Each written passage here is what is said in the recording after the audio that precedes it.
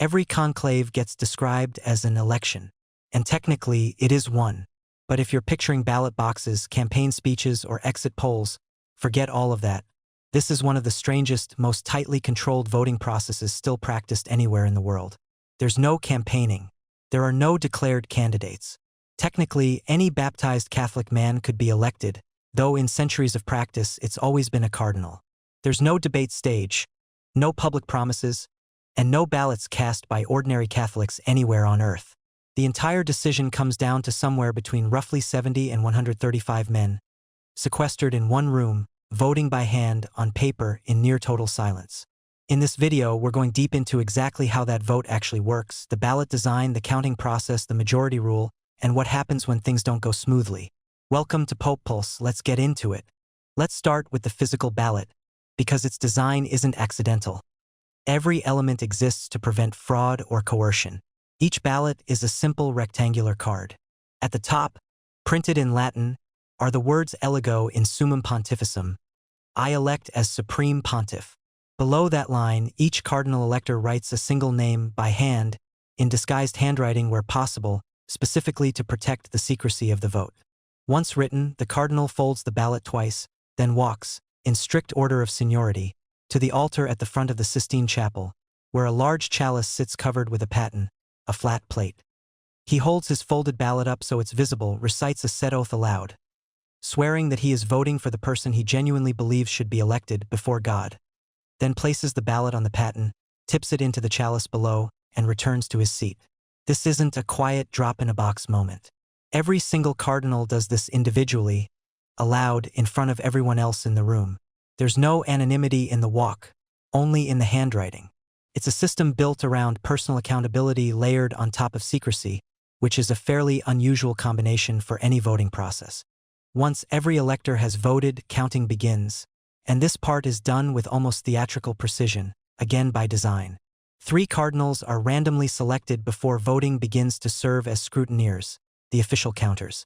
A separate group, called revisers, double-checks their count afterward to catch any error. The scrutineers pull each ballot from the chalice one at a time, read the name aloud, record it, and critically, pierce each ballot with a needle through the word Elego, threading them all onto a single string. This physically links every ballot together into one unbroken chain, making it essentially impossible to slip in an extra ballot or swap one out mid-count without it being obvious. To be elected, a candidate needs a 2/3 majority of the votes cast, not a simple majority. That threshold is deliberate.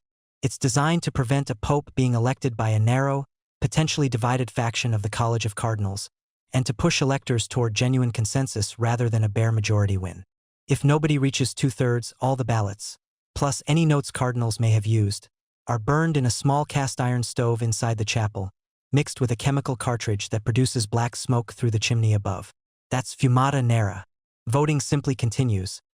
Up to 4 ballots a day, 2 in the morning, 2 in the afternoon, day after day, until someone finally crosses that 2/3 line.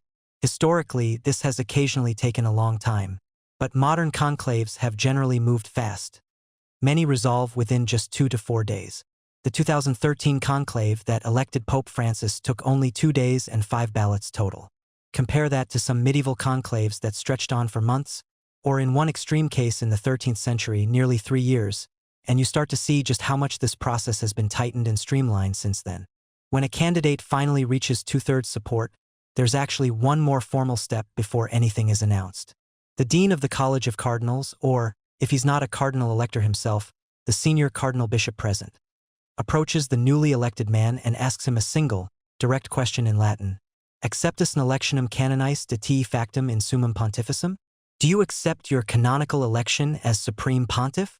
He can, in theory, say no. It's rare, but it has happened historically. If he accepts, he's immediately asked a second question. By what name will he be known as Pope? This is the moment a man chooses his papal name, sometimes decided in advance, sometimes chosen on the spot, reflecting who he wants to honor or what tone he wants to set for his pontificate. The moment he accepts, he is Pope, instantly, according to church teaching, even before any public announcement is made. The ballots are then burned one final time with the white smoke additive, the bells of St. Peter's ring out, and shortly afterward, The new pope walks out onto the central balcony to be introduced to the world for the very first time, in the white cassock that's been tailored in 3 different sizes in advance. Since, until that vote concludes, nobody actually knows which size will be needed. There's one more layer to this process that doesn't get talked about as often, but it's arguably what makes the whole thing actually work. The enforcement of secrecy. Every single person involved in a conclave, not just the cardinal electors, but the staff who cook their meals, the drivers who transport them, the doctors on standby, even the elevator operators inside the Vatican, takes a formal oath of secrecy before the process begins. Breaking that oath isn't a minor infraction. Under church law, revealing what happens inside a conclave carries the penalty of automatic excommunication, the most serious sanction the church can impose, and one that doesn't require a trial or a formal process to take effect. You break the oath, you're excommunicated the moment you do it. The Vatican also takes real, physical security precautions that sound almost like something out of an intelligence agency rather than a religious ceremony. In the lead-up to a conclave, technicians sweep the Sistine Chapel and the Domus Sancti Marthi for hidden microphones and recording devices. Cell phone signal jammers are activated across the relevant areas of Vatican City for the duration of the conclave, blocking any possible outgoing communication. Windows are covered. No press, no photographers, and no outside visitors are permitted anywhere near the sequestered areas. This level of security isn't paranoia for its own sake. It directly traces back to real incidents. In past decades, there have been leaks, private notes from cardinals finding their way into Italian newspapers, and even a scandal in 2012, sometimes referred to as the Vatileaks affair, where a pope's confidential documents were leaked by a member of his own household staff. Incidents like that are part of why modern conclave security has become so much stricter than it was even a generation ago. It's a strange contrast, honestly, an ancient, deeply spiritual ritual, protected by some genuinely modern counter-surveillance measures. But it captures something true about how seriously the Church treats this particular decision. Enough to combine 800-year-old ritual with today's understanding of exactly how information leaks in the modern world. It took nearly 3 years in total, from November 1268 to September 1271, before the cardinals finally elected Pope Gregory X. And Gregory, having personally lived through the chaos he'd just been elected out of, decided something had to change permanently. He issued a papal decree establishing strict rules for every future conclave. Cardinals would be sequestered, cut off from outside contact, given shrinking food rations the longer they took, and denied any income from the church during the process, all specifically designed to prevent exactly what had just happened to him from ever happening again.